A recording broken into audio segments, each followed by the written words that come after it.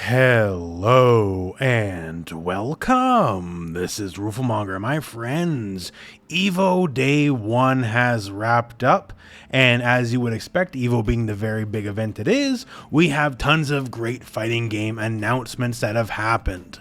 Maybe not the biggest of the big announcements, as they save that for the final day of Evo, but there's been a lot of interesting stuff to go over.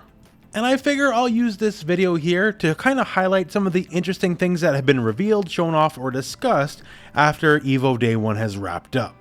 So first of which, let's take a look at upcoming indie fighter Diesel Legacy, and we have an all new character that is Damkina.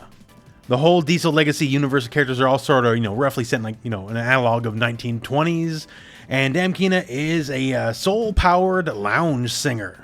A lot of the characters are very wild in this game, especially if you've seen some other coverage on the channel, like the crazy diesel mech. And Damkina keeps that tradition alive, it would seem, with a lot of the wild and crazy things she can do.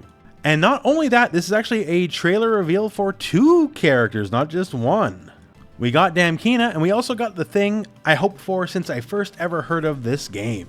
We also have new character Saga introduced, a very large lady, if you will. And she can command grab people, and she can command grab both players. This is a 2v2 game, a lane-based game, and she can command grab 2 people at once. That's all I could ever ask for in a 2v2 fighter myself, and it's a little tease, we'll get more of her later on.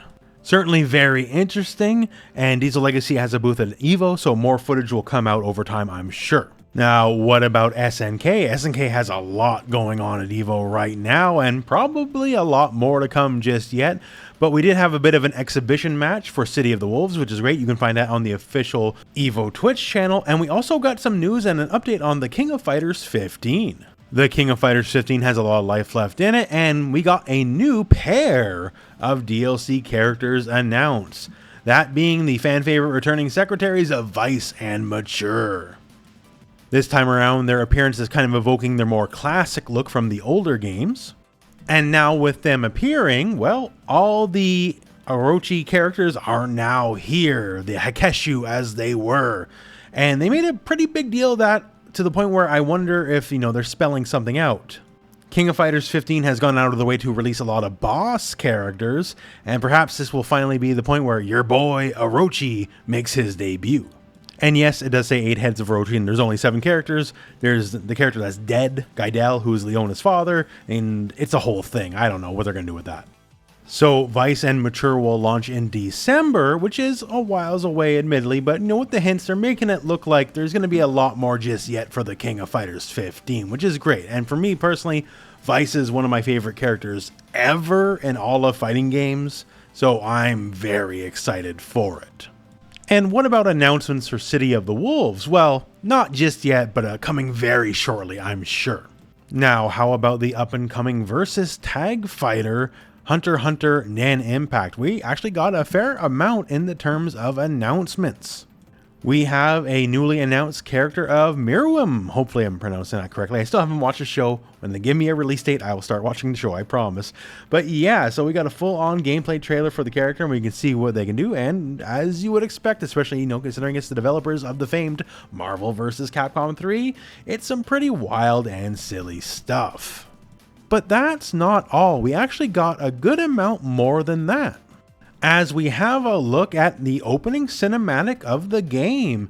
And here you can see here, we got a lot of the characters, but we also have more new, as of yet unannounced characters appearing in this intro. I guess it's not a guarantee that they're playable given the franchise, but I would say it's pretty likely. So on top of everyone who has been revealed fairly recently, we also have Kite, Genthru, Morel, and Razor. So we've been getting a fair bit of info about the game. There's no release date just yet. They're still claiming 2024, but at this rate, I think it might slip to next year, but we'll see. And things are shaping up. Every time they show the game, it looks a little bit better. It looks a little bit better. If only for the fact that, it's a versus game. It's going to be fun, right? No matter what, you can expect some silly fun out of it. I'm very much looking forward to getting hands-on with it myself. And overall, I'm just looking forward to seeing more from Hunter x Hunter Nan Impact. Not sure if the intro is just the launch roster or there's even more characters just yet, but, it looks official enough, so well, wait and see, I guess. Now, how about we go indie again with Pocket Bravery? So Pocket Bravery has just announced their latest DLC character, and the game is out now. So if you're unaware, Pocket Bravery is made by an indie team over in Brazil. We've actually covered a fair bit on the channel in the past, and it's a very fun and interesting game. It has, like, that kind of retro pixel look, like, back in the old days. And Rick is the first of the announced DLC characters for their season pass, and he's out literally right now.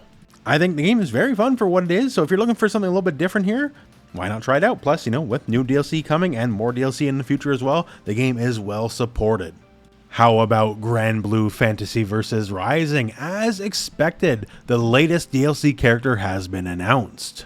And that is Versurcia. Hopefully I'm saying that correctly. This is a character you've actually got to see before in Rising story mode. It's kind of an Arc System Works classic where you'll see the character in a story mode or an ending before they eventually become DLC. And we don't got gameplay just yet, but she is a multi-armed goddess of destruction. And she's also a big lady, so I think it's pretty safe to say she'll find her fans. She'll be launching in patch 1.5 in August, and once again, no gameplay trailer just yet, but stay tuned because we still have Granblue Fantasy vs. Finals to go through at Evo, where, trailers tend to drop. And of course, plenty more to come. Some companies, like say Riot with 2XCO, I think they've already played their hand because we already got the new character and we already know there's the big beta coming up in August, right? But that said, for a lot of the other games, a lot of the other companies, there's certainly much more to come, both on Saturday and especially on Sunday. I've been hearing some rumors, and if what I'm hearing is true, I'm pretty sure you guys will be pretty happy about what's going down at Evo. So expect more to come on Evo Day 2 and Day 3, and I probably missed a thing or two on Day 1, right? So there's just a lot of good fighting game fun going around right now. I'll do my best to cover everything that's happening, so stay tuned to the channel. Lots of good stuff at Evo and after Evo as well. I've been pretty busy, I had some appointments, so I'll have some fun stuff for y'all after Evo as well. Evo is basically fighting game Christmas. There's always tons of presents, although we gotta wait a few days to unwrap some of them anyways. That all said, that is the Evo news for now. Not some of the big announcements, but still some really cool stuff, and I think you should check it out more in depth. And of course, stay tuned because I'll be covering everything there is to come. But that all said, that is the video. So thank you very much for watching. Hope this video has found you well, and go out and play some fighting games.